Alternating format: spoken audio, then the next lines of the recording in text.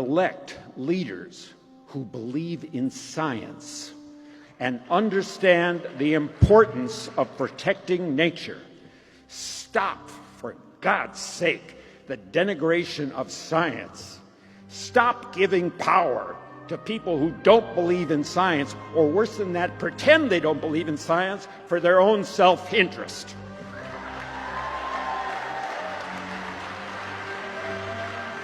They know who they are. We know who they are.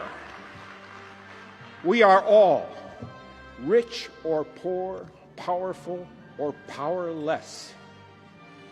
We will all suffer the effects of climate change and ecosystem destruction, and we are facing what is quickly becoming the greatest moral crisis of our time. Our climate goals will remain out of reach, and we will be shit out of time. If we don't stop the destruction of our natural world, nothing else will matter.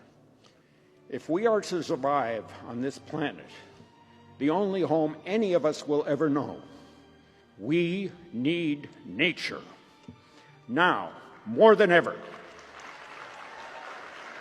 Because nature doesn't need people. People need nature. So let's